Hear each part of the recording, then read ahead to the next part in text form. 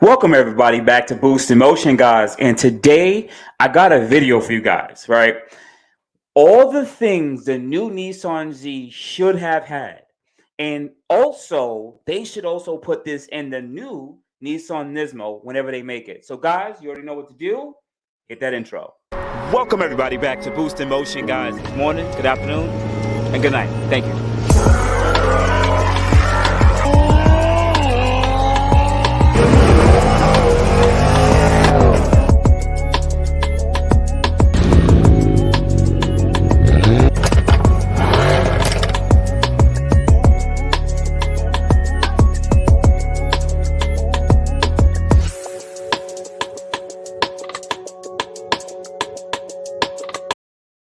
Welcome everybody back. Welcome everybody back to the channel. If you are new to this channel, please watch this video. And if you enjoy it, please hit the like button and subscribe. If you are part of the Boost Motion family, also guys, that means you're already part of the like squad. So that means you guys already hit the like. Thank you guys. That's the best way to support this channel for free. So please and thank you. So anyway, guys, let's go. Let's talk. Let's jump into it. So you guys already know the Nissan Z is coming about quarter 3 of 2022. About another month. Right now, today's date is the later part of May 2022, right? And I saw plenty of videos in the last 2-3 weeks about Nissan Z this and Nissan Z that from different people who review it, such as that dude in blue, another guy that I respect. You also have Savage Geese. These guys have technical reviews, and then people who just said this car is amazing, right?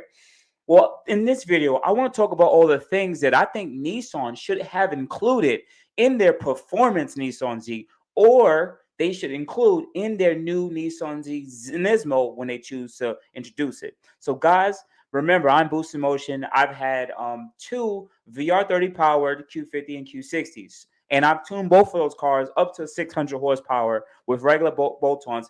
Shout out to Go Race Box, which was the tuner, and shout out to AAM Competition, which is also the parts that was used on my last Q60. So I do have a lot of information on modifying this car, so you guys should definitely subscribe to the channel. But anyway, guys, let's go to a screen share. And what I want to talk about is some of these key points, right? These key points is this. Why did they not include some of these certain things on their Nissan Z? And I literally said to myself, wow, they missed some of these things. And I thought these were some things that they should have included. So, anyways, we're doing a quick screen share on Google, right? This is an old Nissan 300ZX. You guys are very familiar with it. This is nothing new to you guys. All right, cool. So, the first thing I'm going to sit there and say, and I've said it in my old videos from two to 3 years ago when they were talking about bringing out Nissan Z, is why haven't they included a Targa top? I always thought that this would have been something really dope to make for the up and coming days. For instance, the Chevrolet the Chevy C8 has a removable top.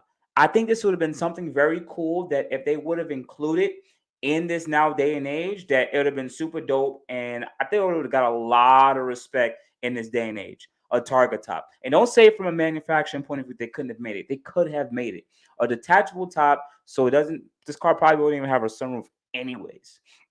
I think it would have definitely passed, or like either removable top like the C8, or like how they had the actual Targa top, which you remove from both sides. But even then, a removable top would have been super dope. And also, it would have probably reduced a little bit of weight. But I guess they wanted to keep manufacturing costs down. Okay, cool. Now, the next thing I actually want to talk about here in this graph is there's a couple of key points that I thought was super dope, because back in the days, 20 to 30, 40 years ago, I would say about 30 years ago, they had to find other ways to innovate, to make these cars brake a lot better, accelerate, because it wasn't as advanced as the car is now, right? So one thing I noticed is the factory brakes, factory wheels on the 300ZX. They were actually directional wheels. And when you have directional wheels, they're actually supposed to be used for cooling. And that's exactly what the 300ZX did some time ago. Because they were directional, when they spun, they actually created a vacuum or pushed air onto the factory brakes to cool them at higher speed for braking, right? A lot of newer cars really don't have this. They usually have some kind of ducting or something like that that goes either from the front end to the front drive wheels, or some way to like a vacuum or pull air from under the car into the rear brakes. But a lot of cars are not designed that way.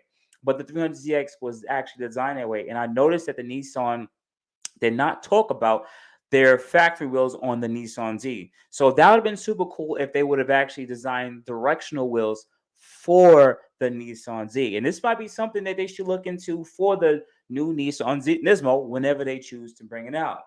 Now, there was another thing I noticed here that was actually super dope.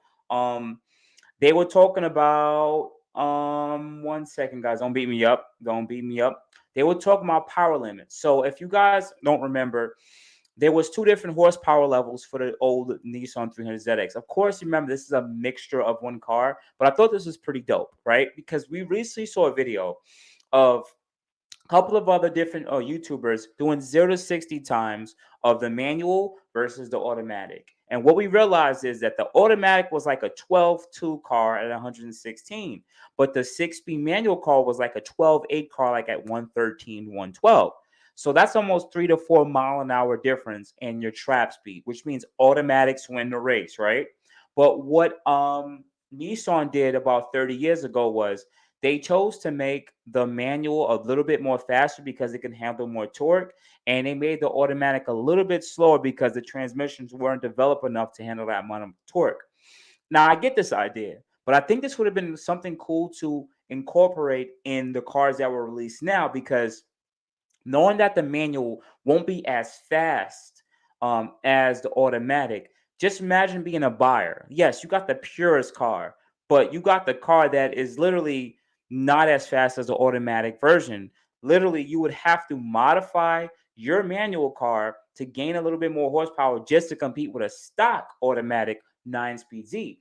I thought that would have been something dope that we would have introduced maybe into the automatic versus 6-speed manual thing, and that would have been super dope. And honestly, it wouldn't give guys buyer's remorse, because you guys will get it no matter what. Everyone's going to be able to, is going to have buyer's remorse because the automatics win races. I think that would have been something cool that they should incorporate, and they should put that on the new Nissan Z Nismo, or just make Nismo's manual. But they wouldn't do that. They wouldn't do that. They wouldn't do that. Another thing I also want to talk about here that I saw was, oh, yeah, here it goes. They don't have it actually in this part, but what it was called was, well, four-wheel steering, right? Now, Infiniti have used this on some of their vehicles. Four-wheel steering is when the rear wheels can actually pitch left or right depending on your turning, or turning left or right. Now, I believe the G37s and M35s and M37Xs have this four-wheel steering, which is an option. It usually helps in handling. They had this technology all the way back in the day on the 300ZX2.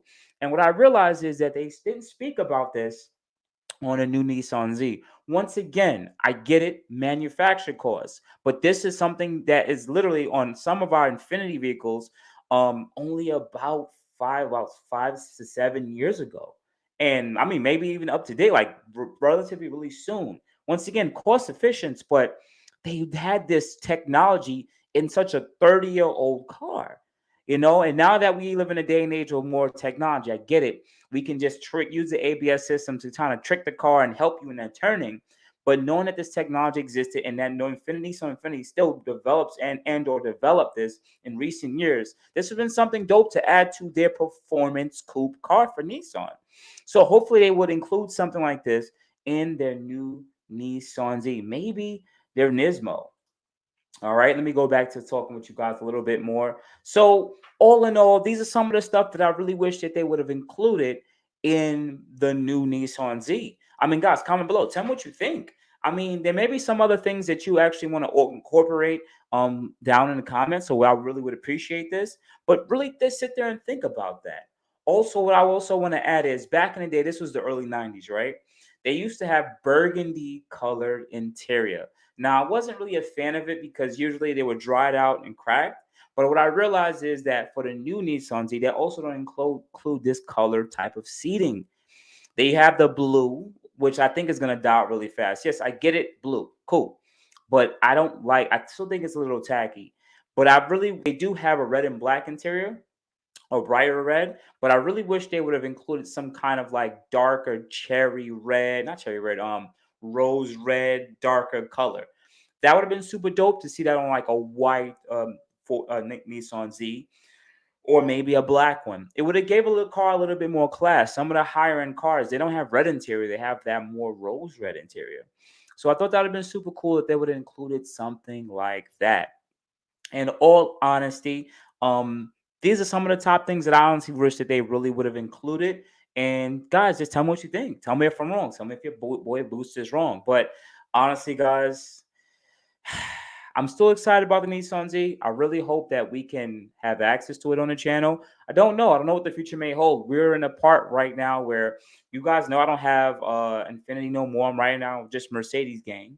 But there's so much more new vehicles coming out, and there's vehicles that I also honestly want to own from previous past, like the G37. But even then, now I'm like, shoot, let me just wait a little bit. Let me just see what's out there, what's coming out. Give myself 2-3 months, and let's make some surgical decisions.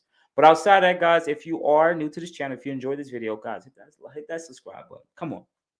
You can check some of my old videos. I've talked about how to modify these VR30s. And honestly, I'm one of the guys on YouTube and off YouTube that have a lot of information on how to make these VR30s fast. So if I do get one on the channel, you guys want to be tapped in if I do, because we're going to hit them hard and fast, all right? So outside that, guys, you have a good morning, good afternoon, good night. Thank you, guys. I appreciate it. My Boost in Motion family, you already know what you did already. I already know you guys hit the like button, so I really appreciate that. Outside of that, you guys have a good day. Thank you. Thank you, everybody, for watching. Do appreciate you guys. Love you guys very much. You can also check out the 2 links I posted for some of my other videos. Also, on top of that, if you want to purchase some Boost in Motion merch, definitely check the link that I posted also. And finally, if you've been watching all my videos and you enjoy them, please hit the link to subscribe to my YouTube channel.